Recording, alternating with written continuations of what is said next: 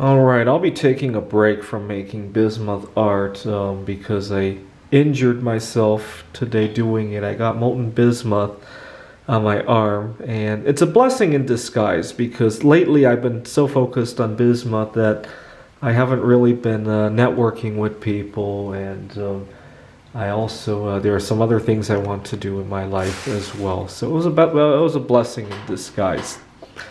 But so last November, I was talking about trying to Hunt Brothers the bismuth market. I'm thinking about giving it another try, and I have a very symbolic date for this. So one use of bismuth that is probably in its future, I mean it's already been done, but not to the extent that it has, is in the use of making transuranic elements, the elements built beyond uranium. The way it works is that bismuth is bombarded by other elements, right? So bismuth is 83 on the periodic table. One element I hope we make is 115, which is right below bismuth. And the reason for that is that some computer models show that some of the isotopes could have half-lives in the tens of millions of years. And I would just love to see one of these crystals made out of moscovium, right? And I want to, when I get a hold of that metal, I want to pour a statue of the cathedral in Moscow because it's moscovium, and I think it will just bring about a sense of peace, right? It's kind of like the overview effect. When astronauts go into space, as long as science is involved, we can all get along with each other, right? That's why we don't have a problem with calling element 115 moscovium, right? Even though we're at war with Russia. Now, another element that bismuth is used to make is, which is also going to be, I think, going to be a key element in our future, is polonium-210.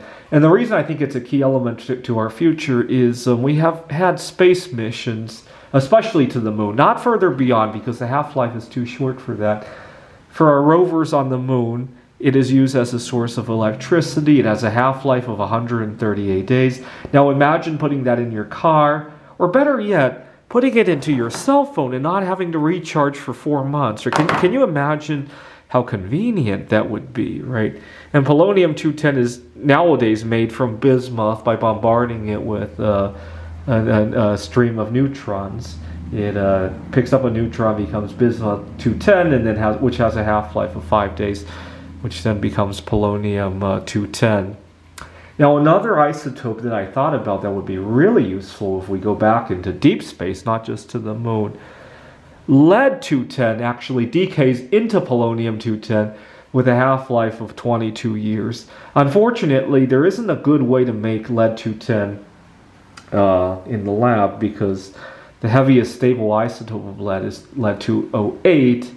You could hit it with neutrons, but lead-209 quickly decays into, well, this stuff, right? And then more neutrons will just turn it into polonium-210. So lead-210 you can only find out in nature in very small amounts. Anyways, so this stuff will probably be used to power your cell phone one day, and July 18, 1898, Mary Curie isolated polonium from uranium ore. Obviously not the most efficient way to produce it nowadays, but that's when she discovered it. So I'm hoping for her 125th anniversary, we all corner the market in this futuristic material, right? Bismuth, which will be used to make polonium-210. The other thing I hope we do is because of how much support Poland was to the war in Russia in housing the Ukrainian refugees. When we do finally decide to execute Putin, polonium-210 is also very toxic. I hope we execute him with a lethal injection of polonium-210. But if not, maybe we can corner the market on this futuristic material as well. Thanks for watching.